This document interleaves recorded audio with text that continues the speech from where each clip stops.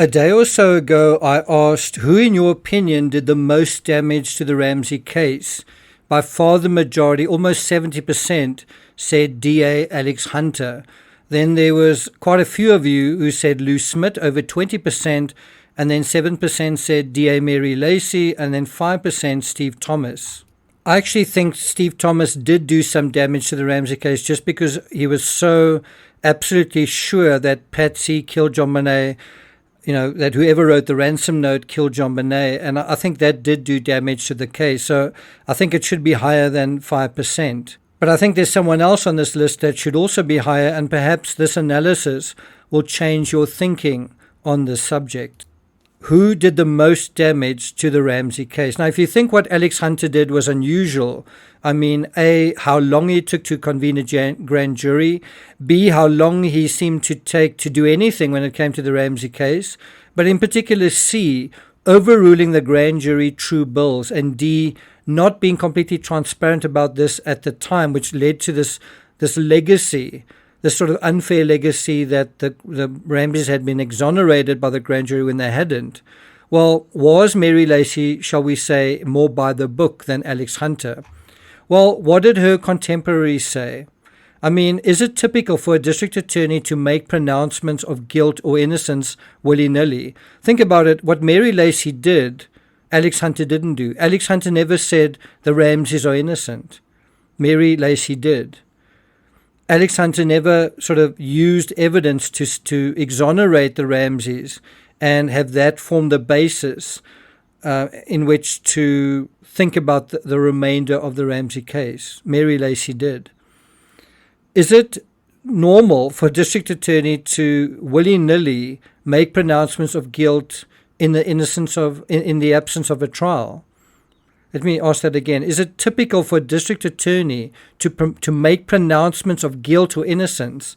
That is not what Alex Hunter did. That is what Mary Lacy did in the absence of a trial. What do you think? I got nightmares in my head, I fear.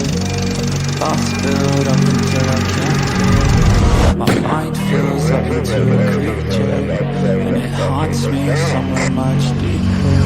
I got nightmares in my head, I fear. Hello and welcome to True Crime Rocket Science, the most authentic voice in true crime.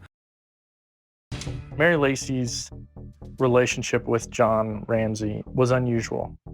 I have never been in a position where one of the suspects in the case is brought into the office for informal conversations. It was not something that I had ever seen, and I would deem it as being pretty inappropriate.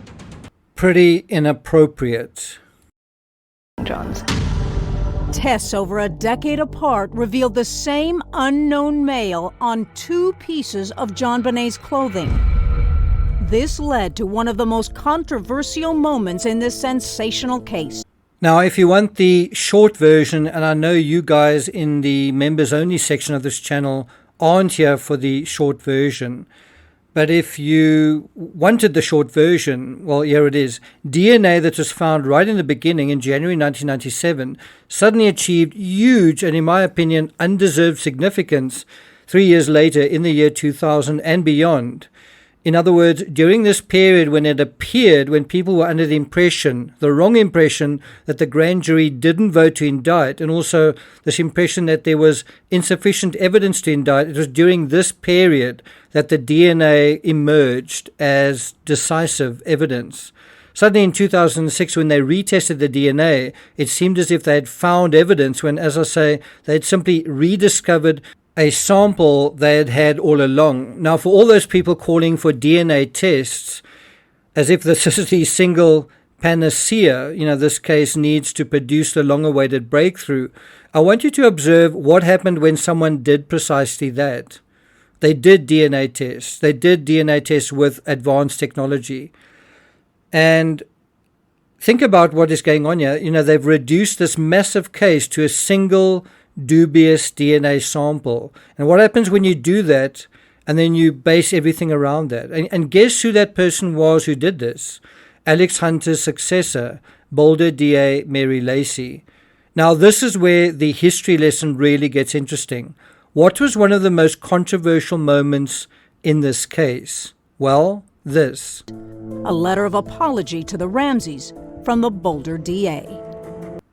And then on CNN, quote, it was not until 2008 that a new prosecutor in the district attorney's office, that's Mary Lacy, publicly cleared the parents and JonBenet's older brother of any suspicion in the death, citing new DNA evidence. As you can imagine, the district attorney publicly clearing the Ramseys with an official letter, not just that, but apologizing to them at the same time, leaves a mark. Oh, son of a... That's gonna leave a mark. And it did, and it still does. And John can confidently wave this as a sort of badge of honor whenever he's identified, and any journalist interview him, he can say, oh, wow, really? That changes things. Does it? To come out and say, we definitely conclude that these folks can be exonerated is an inaccurate portrayal of the evidence. And those are the words not of a cop or a detective or a YouTuber or just some sort of random person. It's of another Boulder district attorney, Lacy's successor Stan Garnett, saying on camera, on national television, that what Mary Lacy said, what she did, or certainly her reasoning, wasn't necessarily reasonable or right. So here you've got one district attorney saying this. Basically, what he's doing is he's invalidating an assessment of a other district attorney apologizing and clearing the Ramseys. Now, do journalists, when they introduce John, mention that part? How many journalists who are researching the case ahead of the exclusive scoop with John Ramsey are going to have time to look into that not terribly exciting rabbit hole? Who wants to investigate a negative? In a case that is begging for absolute statements, a case that is crying out for black and white certainty, well, here it is in black and white. So why ruin it for with a little fact checking? Why ruin a rare black and white story with more gray area stuff? Well, that's what I'm here to do. I'm here to reveal these unspoken about gray areas in Technicolor detail.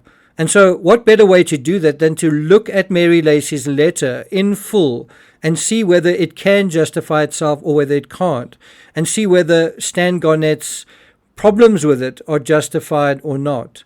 Curiously, like the ransom note, the letter is addressed to Mr. Ramsey.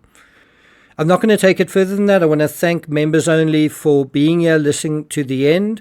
I will probably release this in a couple of weeks to the ordinary subscribers, but I'm sure you guys enjoyed getting first dibs at this. It certainly is an interesting narrative, isn't it? Stay tuned for the next analysis in this series coming up within the next day or two, so look out for that. Thank you for listening, thank you for being here, and I'll see you guys next time.